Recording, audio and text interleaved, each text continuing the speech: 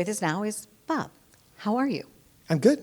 Excellent. I think I've seen you at every NatB that I've participated in. When did you first start participating in NatB? Oh my gosh, it's been so many years as a network executive. It must have been, it was probably back in the Fox days in the 90s. It's been forever. What was your big break in our industry? What was the moment you said, you know what, I'm going to be able to, like, I don't know, get a house, get a car, you know, make a living at this? I was hired by Peter Chernin, one of our great executives in this business, in the 80s at a company called Lorimar, which is now long since gone, but at the movie studio for Lorimar. And I thought, this is a real job at a real studio, and now I can probably, pay my rent without. I used to play piano in cocktail restaurants and bars to make ends meet, and I ended up I was able to stop doing that at that point. So that was the turning point. Now, do you still tinkle the ivories every once in a while, like around the holidays or anything? Or I do. I love to play, and I've produced musicals on Broadway and on television, and so music's a big part of my life. During the panel, you did speak about The Sound of Music, which you did at Grumman, and you had called it the Greenblatt Follies. Is that? I referred to it as Greenblatt's Folly, Okay. because it was just a real shot in the dark. We had no idea if something like that would work for an audience, and up until the night of the live broadcast, I didn't know if anybody would watch it, and that was a really exciting night because almost 20 million people came out to watch it live, which is a rare thing these days.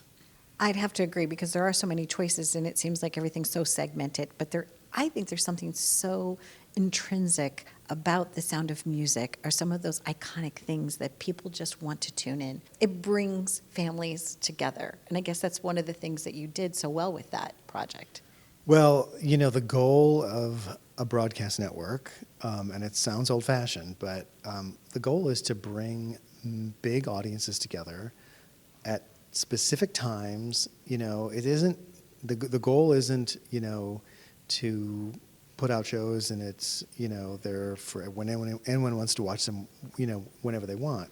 The goal was bring people to the network at a certain time of day and have a shared experience, and that still is their goal. They do it with football games and the Olympics and big events, but I thought maybe a live musical can do that too. And not everything was as highly rated as The Sound of Music, but it was a big event and it worked.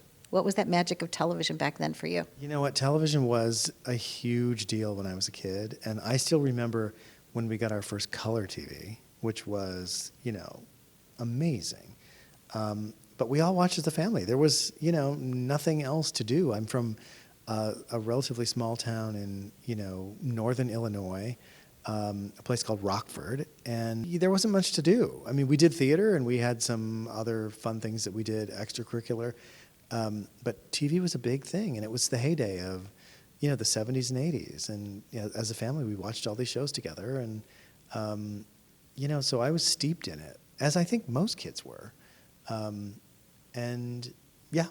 thought someday it would be so exciting to work in that business, and lo and behold, here I am.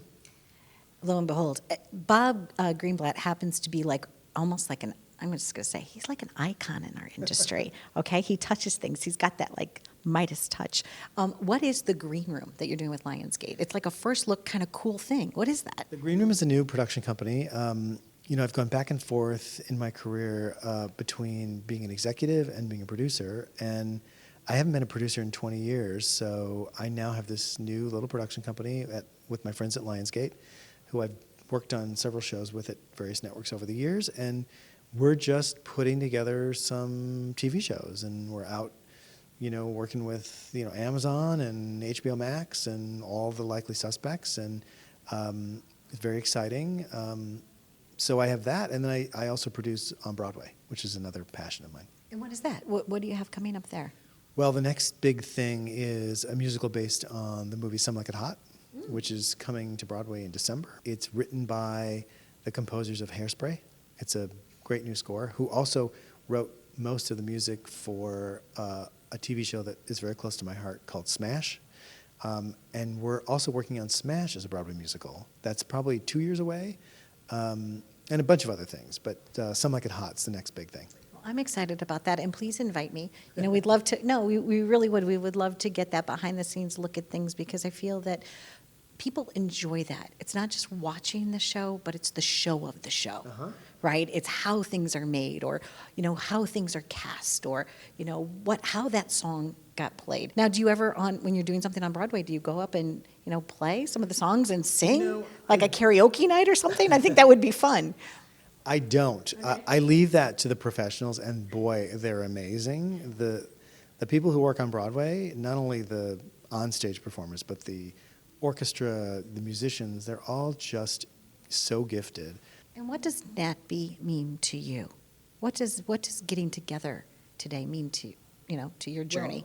Well, it's, you know, this is an extraordinary group of, you know, people who I feel like are kindred spirits in this business. And it's been 2.5 years. We were supposed to do this in January in person, right?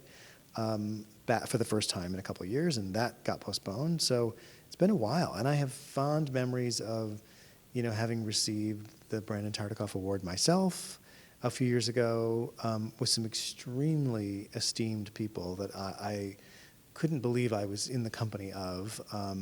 But you know, this is a great organization, and I'm happy to be part of it today.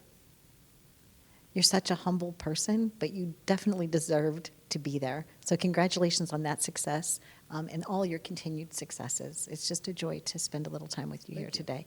And there you go. That is it for NatB 2022 Behind the Scenes. And stay tuned. We're going to have our Brandon Tartikoff special up next.